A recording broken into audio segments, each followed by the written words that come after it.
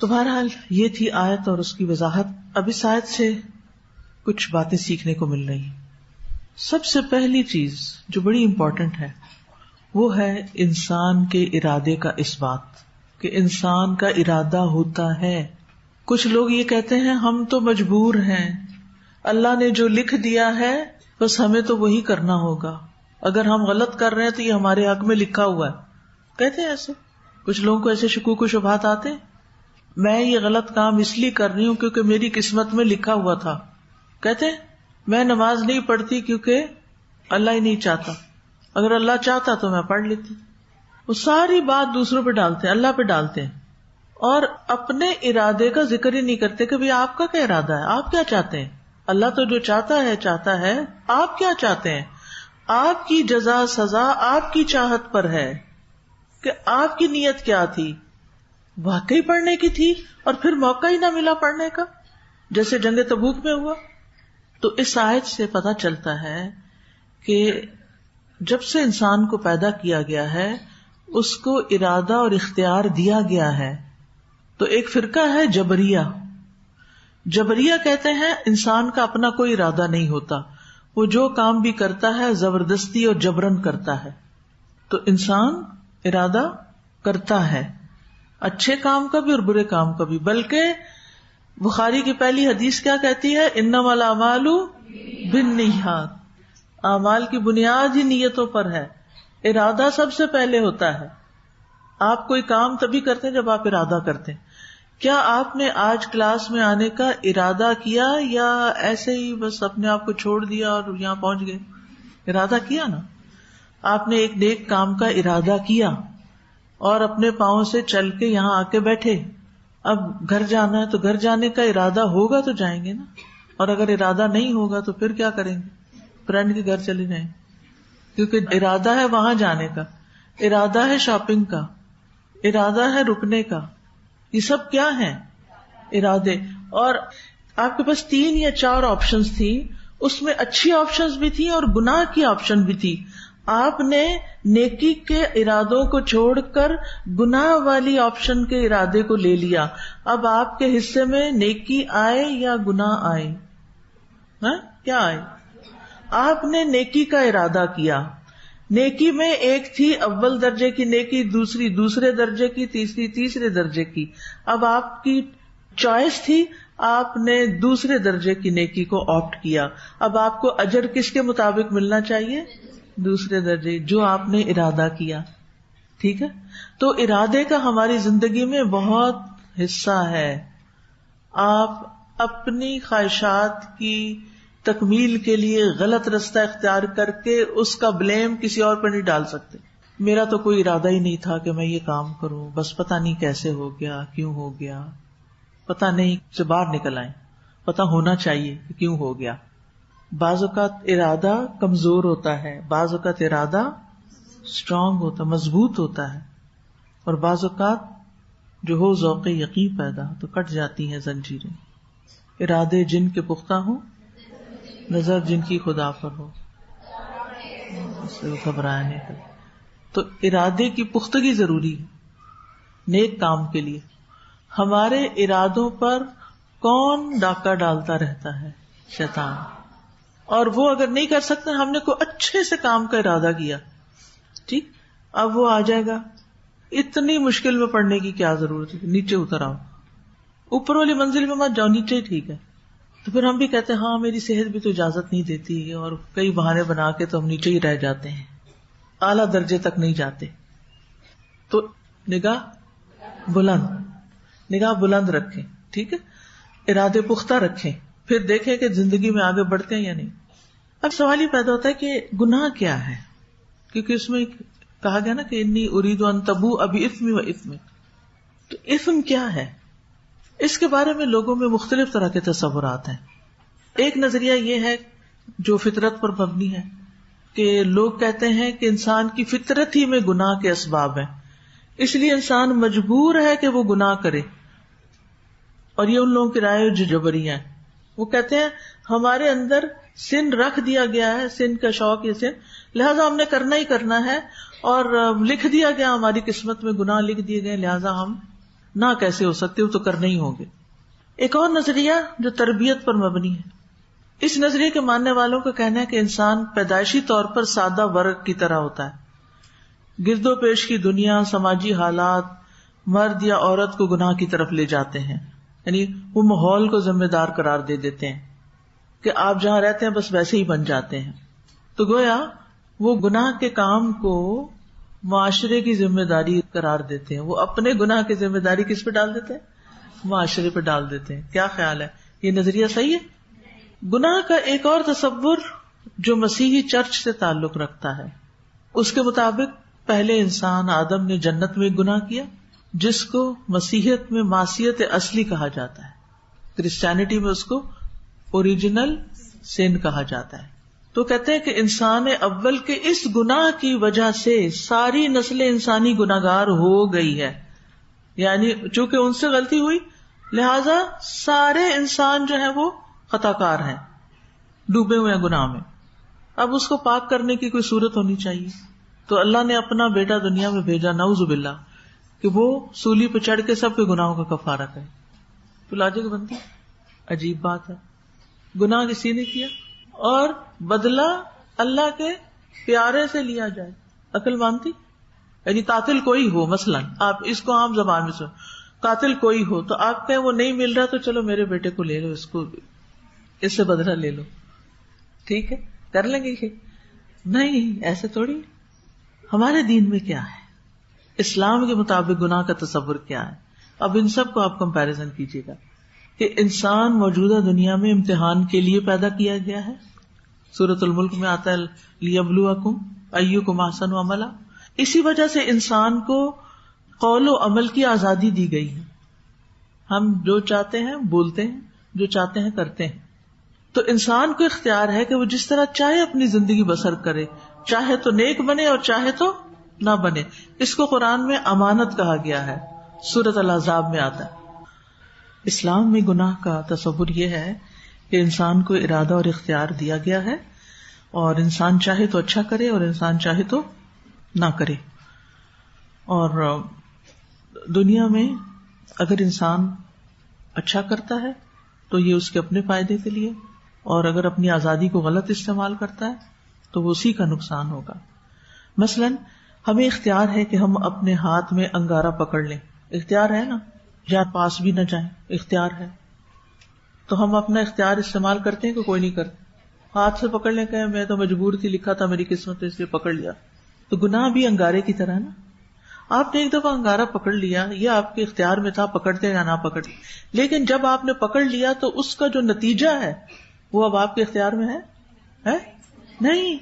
وہ ہاتھ جل گیا، اب یہ آپ کے اختیار میں نہیں ہے، اس نے جلنا ہی جلنا ہے. آپ نے انگارہ پکڑا تو ہاتھ نے جلنا ہی جلنا ہے. تو آپ نے انجام کو نہیں دیکھا اور آپ بیٹھ گئے ٹیسٹ کرنے. نہیں، گناہ کس کی طرح ہے؟ انگارے کی طرح ہے. لہذا اپنی آزادی کو غلط استعمال نہ کریں، اپنے ارادوں کو درست رکھیں، اپنی نیتوں کو درست رکھیں، اچھے کاموں کے بارے میں سوچیں، اور برائی کا خیال آئے تو کیا پڑھیں؟ اعوذ باللہ من الشیطان. نفس برائی پر ابھارے، اللہم انی اعوذ بک من شر نفسی. شیطان کی طرف سے وسوسہ آئے، شیطان سے پناہ مانگیں، اللہ تعالیٰ کی پناہ میں اپنے آپ کو دیں. لیکن جان بوجھ کے انگارہ ہاتھ میں نہیں پکڑنا، جان بوجھ کے گناہ کی طرف نہیں جانا. تو اسلام میں گناہ یہ ہے کہ آدمی اپنی آزادی کو غلط استعمال کرے، اللہ کی ممنوعہ چراگاہ میں داخل ہو جائے. ایک حدیث میں آتا ہے لکل ملک حمن، ہر بادشاہ کی چراگاہ ہوتی ہے، اور اللہ کی چراگاہ کیا ہے؟ محارم، اس کی حرام کردہ چیزیں. تو جو چیزیں اللہ نے حرام کیا ان کے قریب بھی نہیں جانا، کہیں ایسا نہ ہو کہ اندر ہی گھس جاؤ. تو گناہ کی پہچان جو ہے نا، ایک خارجی پہچان ہے اور ایک داخلی پہچان ہے. خارجی پہچان کیا؟ ہمیں اللہ کی کتاب اور سنت رسول صلی اللہ علیہ وسلم سے پتہ چلتا ہے کیا نیکی ہے کیا گناہ ہے، پتہ چلتا ہے نا. لہٰذا ہمیں پتہ کرنا چاہیے نا کہ نہیں، علم حاصل کرنا چاہیے اور دوسروں تک علم پہنچانا چاہیے تاکہ وہ بھی کس سے بچ سکیں؟ گناہ سے بچ سکیں. ٹھیک ہے. تو اللہ تعالیٰ نے واضح طور پر الحلال بین والحرام بین، اور کچھ امور متشابہ ہیں تو متشابہ میں نہیں پڑنا، شکوک و شبہات کا شکار بھی نہیں ہونا. تو لوگوں کو حلال اور حرام کے بارے میں بتانا چاہیے کیا جائز ہے کیا جائز نہیں ہے. تو یہ خارجی طور پر ہمیں علم سے پتہ چلتا ہے. ٹھیک ہے پتہ چل گیا. اب ایک پہچان اندر بھی ہے, اور وہ کون بتاتا ہے؟ اندر کا ضمیر. گناہ کی داخلی پہچان اندر سے بھی ضمیر بتاتا ہے. ٹھیک ہے, تو اب ضمیر اندر ہے کہ کوئی نہیں ہے؟ سلایا ہوا تو نہیں ہے اس کو. اللہ تعالیٰ فرماتے ہیں سورۃ الشمس میں فَأَلْهَمَهَا فُجُورَهَا وَتَقْوَاهَا. انسان کو اندر سے پتہ چل جاتا ہے نیکی کیا ہے اور برائی کیا ہے. ٹھیک ہے, تو اس لیے نبی صلی اللہ علیہ وسلم نے فرمایا الاسم ما حاک فی نفسک. گناہ وہ ہے جو تمہارے دل میں کھٹک جائے اور تمہیں ڈر لگے کہ لوگوں کو نہ پتہ چل جائے. ہائی لوگوں کو نہ پتہ چلے. جس چیز پہ یہ بات آ جائے نا کہ ہائی کسی کو پتہ نہ چل جائے, سمجھو کہ یہ گناہ کا کام ہے. ٹھیک ہے, تو انسان صحیح فطرت پر پیدا کیا گیا ہے. ٹھیک ہے, فطرت اللہ التی فطر الناس علیہا لا تبدیل لخلق اللہ. تو اب مسئلہ یہ ہے کہ گناہ کرنا انسان کی تقدیر میں نہیں لکھا ہوا, بلکہ چوائس کا معاملہ ہے, اور شیطان بہکاتا ہے, نفس بہکاتا ہے. آدم علیہ السلام کو کس نے بہکایا تھا؟ ابلیس نے. اور قابیل کو کس نے بہکایا؟ نفس نے. آگے آ رہا ہے اگلی آیت میں فطوعت لہ نفسہ قتل اخیہ. اس کے نفس نے اس کو ابھارا کہ اپنے بھائی کو قتل کر ڈالے. تو اس لیے انسان کو ہوشیار رہ کے, کانشیس رہ کے, تقوی کے ساتھ زندگی بسر کرنے کی ضرورت ہے, اور اللہ کی مدد, کیونکہ انسان کمزور ہے, اللہ کی مدد کے بغیر ہم کچھ نہیں ہے. لہذا توفیق مانگتے رہیں, اللہم وفقنا لما تحب وترضى, اور پھر آپ کو انشاءاللہ وہ اطمینان قلب نصیب ہوگا کہ آپ حیران ہو جائیں گے. اس آیت میں ہم دیکھتے ہیں کہ اس سے یہ بات بھی پتہ چل رہی ہے کہ گناہ کے خوف سے اپنا دفاع نہ کرنے میں کوئی حرج نہیں.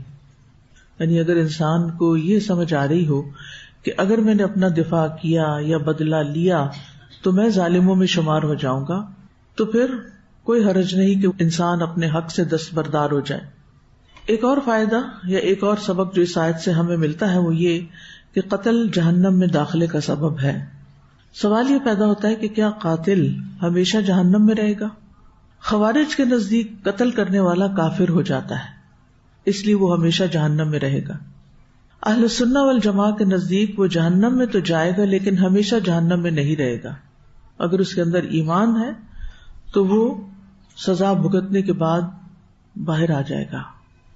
پھر اسی طرح اس آیت سے یہ بات بھی پتہ چلتی ہے کہ ظلم جہنم میں داخلے کے اسباب میں سے ہے.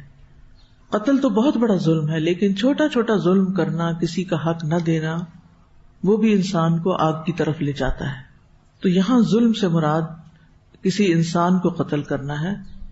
عام ظلم یہاں مراد نہیں ہے, سارے ظلم مراد نہیں ہے.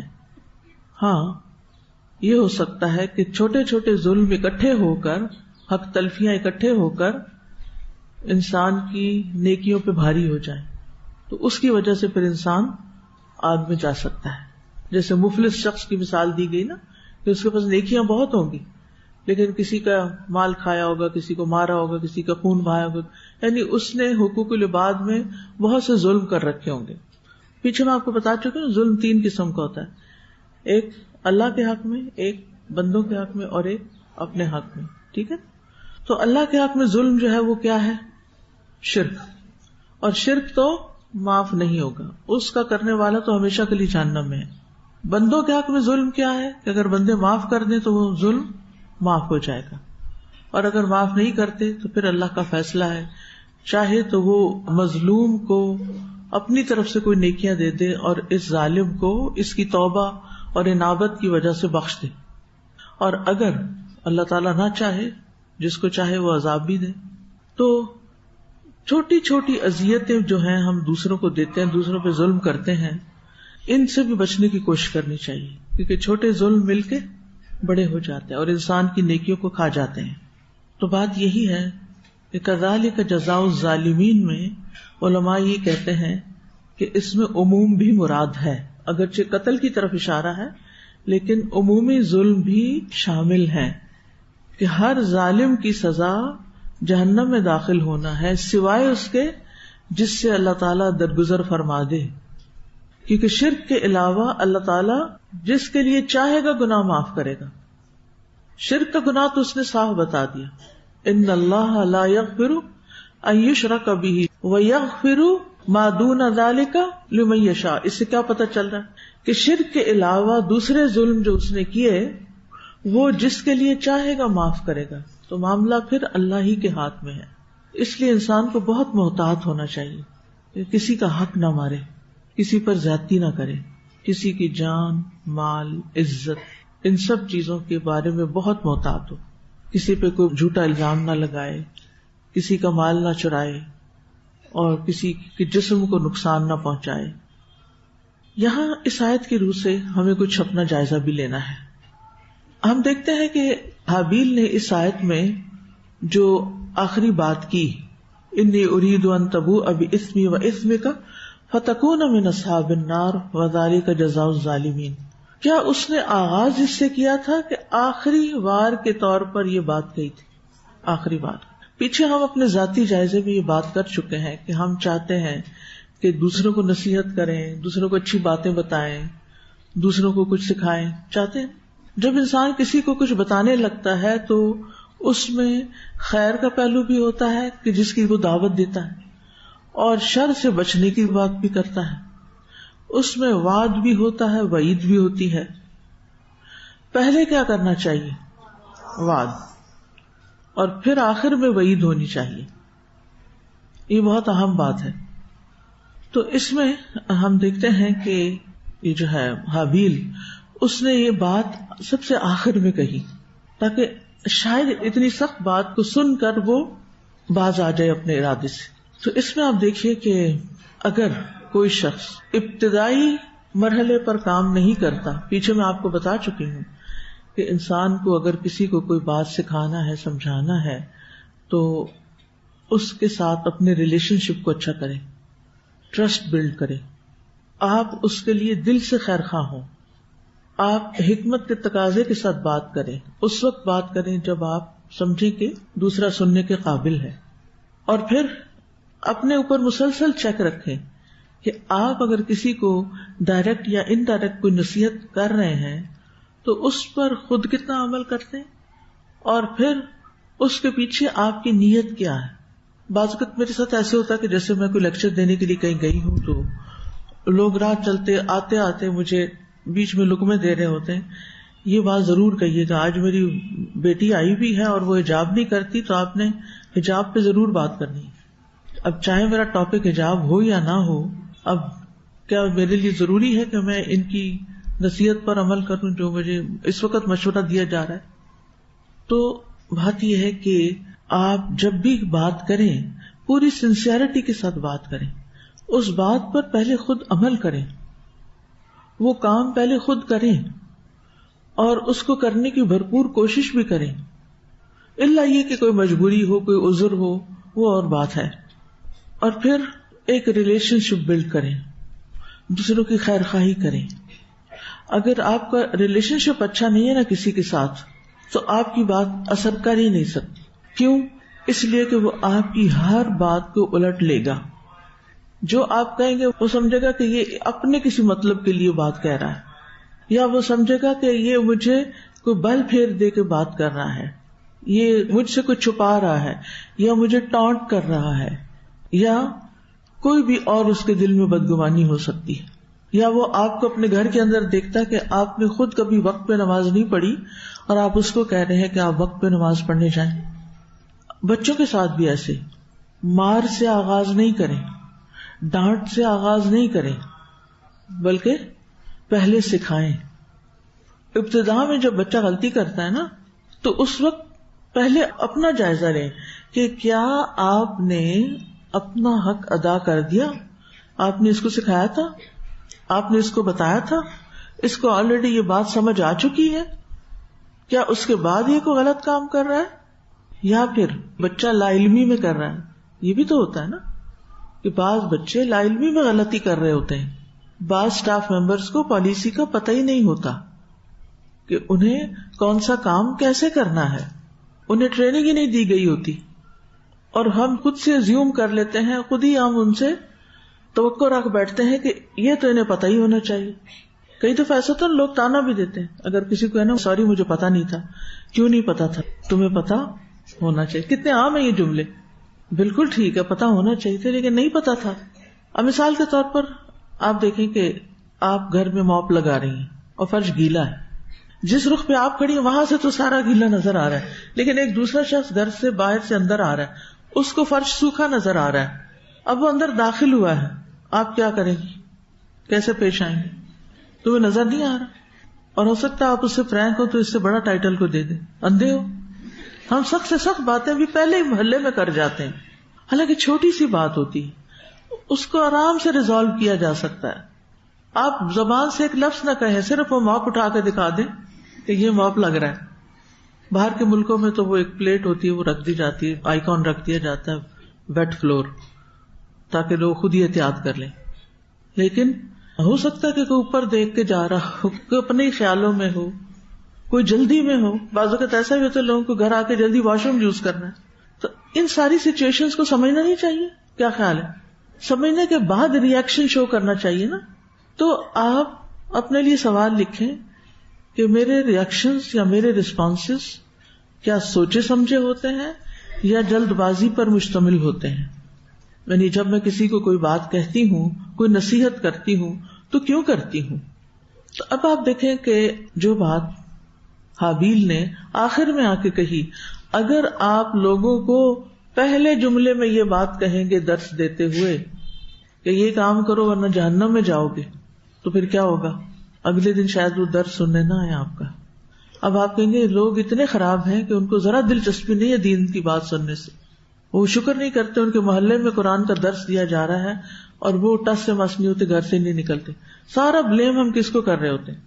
سارا الزام ہم دوسروں کو دے رہے ہوتے ہیں. بچوں کو بھی پہلے مرحلے پر اللہ کا ڈر ڈالا جاتا ہے. ٹھیک ہے اللہ کا خوف بہت سی برائیوں سے روکتا ہے, لیکن اس سے پہلے یہ تو بتائیں اللہ ہے کون, کنیکشن تو ڈیولپ کریں. یہ بتائیں کہ اس کے ساتھ ہمارا کیا تعلق ہے, پھر اس کی نعمتیں گنوائیں. بچپن سے ہی اللہ کی نعمتیں گنوائیں کہ دیکھو کتنی چیزیں اللہ نے دی ہیں. میں جب اپنے بچوں کے ساتھ کھانے کی ٹیبل پہ بیٹھتی تھی تو جیسے ایک اورنج کھولا تو اس میں بھی دکھاتی ہوتی تھی ان کو کہ دیکھو اللہ تعالیٰ نے جوس کا ایک ایک ڈراپ آپ کے لیے پیک کر کے بھیجا ہے, کتنا خوبصورت. وہ آپ کھولتے ہیں نا جب اس کو, بالکل ایسے لگتا ہے جیسے ایک ایک ڈراپ الگ سے ایک چھوٹی جھلی میں پیکنگ میں پیک ہو کے یہاں ساتھ لگا ہوا ہے. انسانوں میں کوئی ایسی سوفسٹیکیشن ہے کہ اس لیول پہ جا کے ہمارے لیے کوئی فوڈ تیار کرے, اور اتنی محنت سے اور اتنے پیار سے. اللہ پہ پیار آتا ہے. اور اسی طرح کے بے شمار چیزیں ہیں, کھانوں کے رنگ ہی سے دیکھنے. یعنی ہر روز کو نئی بات ہونی چاہیے کہ جو بچے توجہ سے سنیں. تو بچوں کو اللہ سے ڈرانے سے پہلے اللہ کی پہچان کروائیں, اللہ کی نعمتیں یاد کرائیں, اللہ کی جنت کے بارے میں بتائیں, اور پھر اس کے ساتھ ساتھ یہ بھی بتائیں کہ جو اچھا بچہ نہیں ہوتا اللہ تعالیٰ اس سے ناراض ہو جاتے ہیں. اور پھر کیوں ناراض ہوتے ہیں, ان کا حق ہے کہ وہ ناراض ہوں.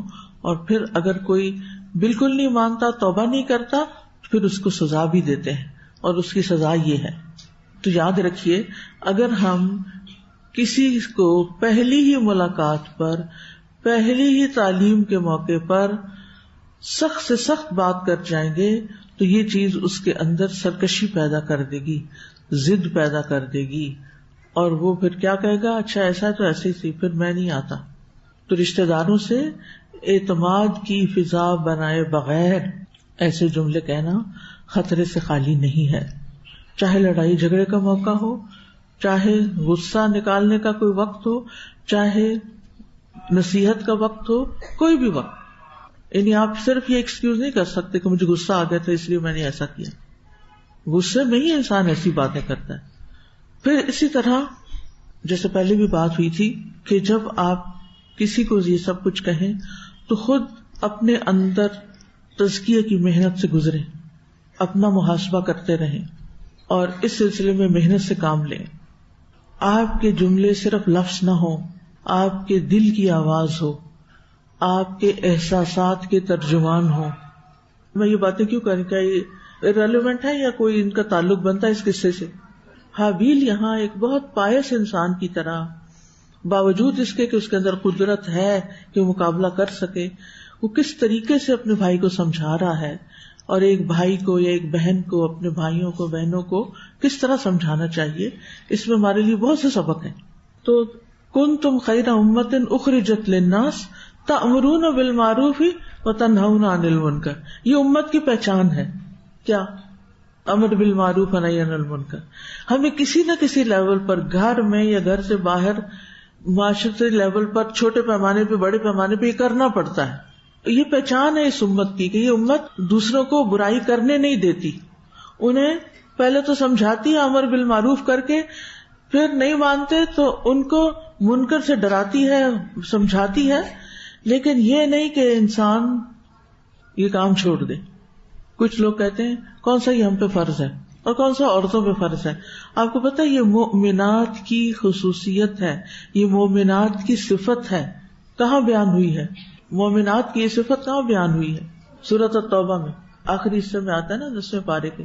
والمؤمنون والمؤمنات بعضهم أولياء بعض يأمرون بالمعروف وينهون عن المنكر ويقيمون الصلاة ويؤتون الزكاة ويطيعون الله ورسوله أولئك سيرحمهم الله إن الله عزيز حكيم. کتنی ساری صفات ہیں یہاں مومن مردوں اور عورتوں کی. عورتوں کا الگ نام لیا گیا ہے جس میں سب سے پہلے ان کی پہچان امر بالمعروف اور نہی عن المنکر، دوسری پہچان عبادات، یقیمون الصلاۃ ویؤتون الزکاۃ، کیونکہ نماز اللہ کا حق ہے اور زکوٰۃ بندوں کا حق ہے. آگے کیا ہے؟ وَيُطِيعُونَ اللَّهَ وَرَسُولَهُ، اور باقی زندگی کے معاملات میں بھی وہ اللہ اور اس کے رسول کی اطاعت کرتے ہیں.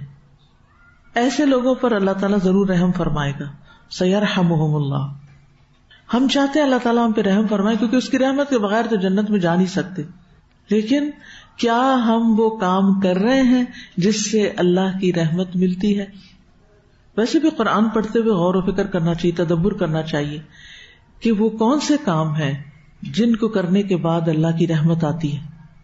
جیسے ایک اور جگہ پر بھی آتا ہے ایک ذکر رحمت کا، جب قرآن پڑھا جا رہا ہو تو کیا کرو؟ چپ رہو. اور کیا کرو؟ خاموشی اختیار کرو اور غور سے سنو. لعلکم ترحمون، تاکہ تم پہ رحم کیا جائے. تو مجھے سمجھ نہیں آتی کہ اگر آپ کو کسی وجہ سے آگے جگہ نہیں ملی اور پیچھے بیٹھ گئے ہیں تو اسی کلاس کے اندر اگر قرآن پڑھایا جا رہا ہے اور آپ پڑھ رہے ہیں تو پیچھے کوئی باتیں کرنے کی گنجائش ہوتی؟ کیا خیال ہے؟ یہ صرف آگے بیٹھے ہوئے لوگوں کے لیے حکم ہوتا ہے یا اس حال میں موجود تمام لوگوں کے لیے حکم ہے؟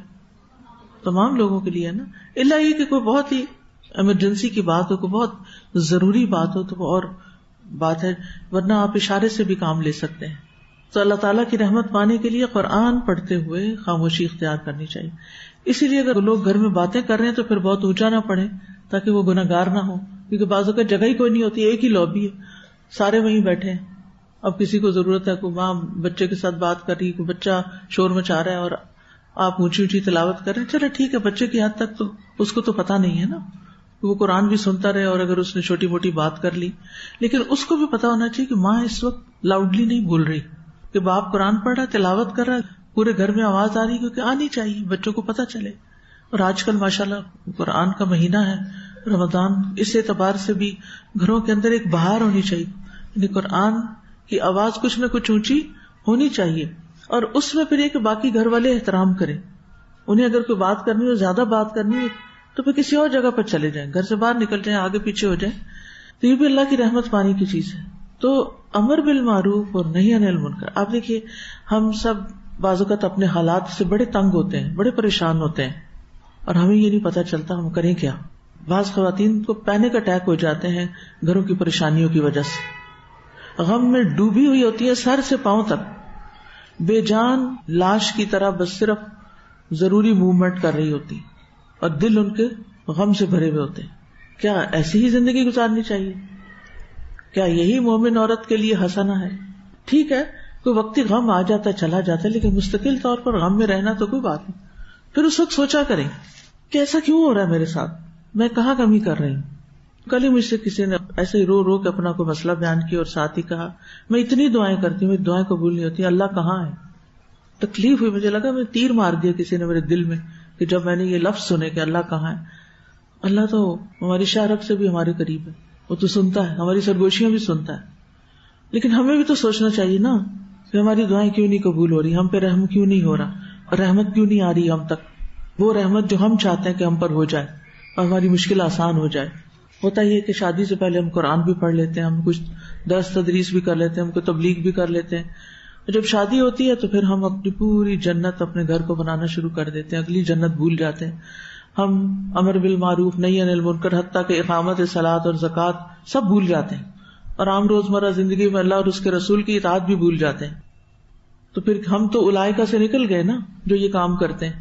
کتنے لوگ نمازوں کی پابندی بھی چھوڑ دیتے ہیں, اس میں کوتاہی کرنے لگتے ہیں, اور کتنی خواتین زکوٰۃ کے مسائل کی پوری کتاب پڑھنے کے باوجود بھی زکوٰۃ دینے سے کتراتی, میرے پاس تو پیسے ہی نہیں, میں تو کماتی نہیں, ہے تو میرے شوہر کا فرض ہے, کس کو ادا کرنی چاہیے, شوہر کو کرنی چاہیے, مجھے کرنی چاہیے, یا میرے والدین کو کرنی چاہیے جنہوں نے مجھے اتنا زیور دے دیا. پتہ ہی نہیں. کیوں نہیں پتا؟ آپ کو پتا ہونا چاہیے تھا. آپ کو زیور لینے کا پتا ہے, آپ کو زکوٰۃ دینے کا نہیں پتا. ہاں, کتنی عجیب بات ہے. تو لیتے ہوئے ہی آپ کو سوچ لینا چاہیے کہ آپ کے اوپر ذمہ داریاں کیا آ رہی ہیں.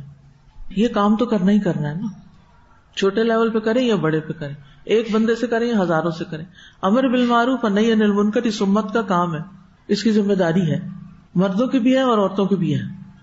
تو یہ کام اصل میں نا ہمیں ہی سنوارنے کے لیے آیا, سچ پوچھے تو اندر باہر سے ہمیں سنوارنے کے لیے آیا, کیونکہ اس کے ساتھ شرائط بہت ساری, جیسے نماز کی شرائط ہے نا بہت ساری, زکوٰۃ کی بھی کچھ ہے, ایسے امر بالمعروف اور نہی عن المنکر کی بھی ہیں کہ کچھ کام اس سے پہلے ہمیں خود بھی کرنے ہوں گے اور پھر ہم کرنے کے قابل ہوتے ہیں. امر بالمعروف, جو کام ہم خود نہ کر رہے ہوں ہم دوسرے کو کیسے کہہ سکتے ہیں کہ وہ کرے. اسی طرح جب ہم کسی کو کچھ کہنے لگتے ہیں تو دوسرے شخص کے بارے میں اپنی گمان درست رکھیں, اپنی نیت درست رکھیں, اپنے قول و فعل کے تضاد کو دور کریں, اللہ کا تقوی ساتھ رہے, تانے نہ دیں دوسروں کو, برا محسوس نہ کرائیں, اپنے حقیقی جذبات کا اظہار کریں. اگر آپ کو ان سے محبت ہے, اگر آپ ان سے خیرخواہی رکھتے ہیں تو اس کا اظہار کریں کہ دیکھو بیٹا, یہ جو تم نماز میں لیٹ ہوتے ہو نا, ایک رکعت تمہاری چلی جاتی ہے, مجھے تمہاری بڑی فکر ہے, میں تمہارے انجام کے بارے میں ڈرتی, مجھے ڈر ہے کہ تمہاری اتنی ساری نیکیاں روز کم ہو جاتی. یعنی بجائے اس کے کہنا کہ تم ایسے ہو تم ویسے ہو, تمہارے اس فعل سے مجھے یہ اور یہ کنسرن ہے, مجھے یہ اور یہ تکلیف ہے.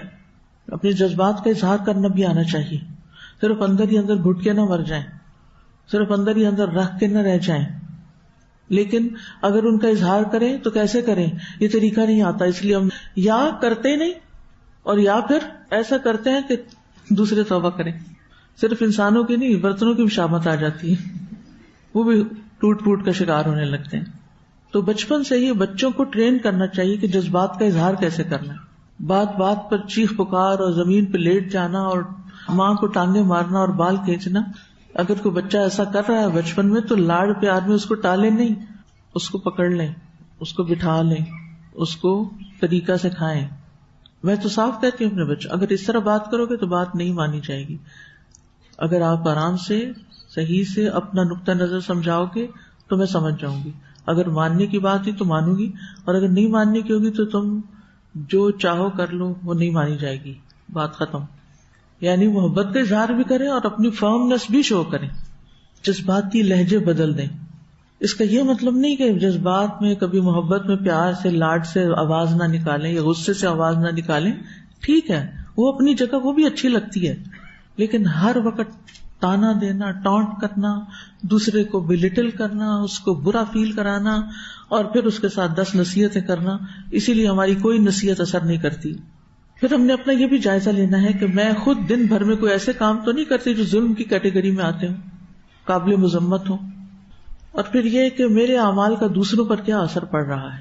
تو اپنی ذات کے بارے میں فکر مند ہو ہم کہ جو کچھ ہم کر رہے ہیں, جو بھی ہمارے ایکشنز ہیں, تنہائی کے ایکشنز کے بارے میں بھی ہم نے پڑھا تھا کہ اس میں اگر انسان اکیلے میں حرام کام کرتا ہے, لوگوں کی نگاہوں سے بچ کر, تو اس کے باقی اعمال بھی برباد ہونے لگتے ہیں، نیکیاں بھی ضائع ہونے لگتی ہیں.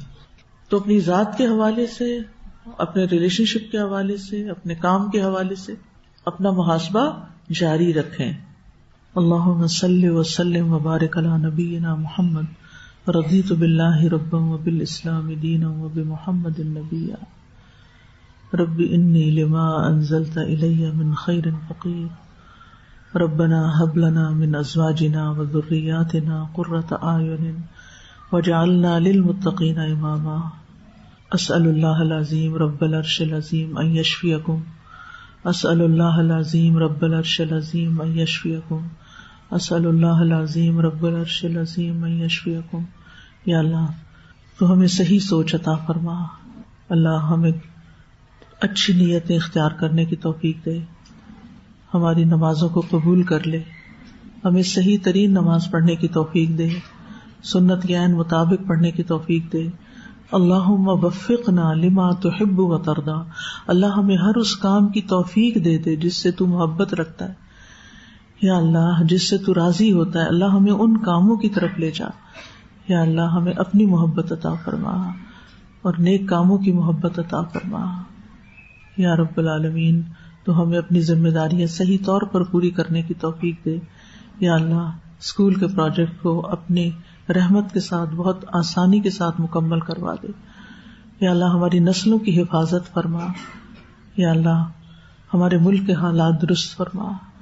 یا اللہ تو ہم سب پر رحم فرما.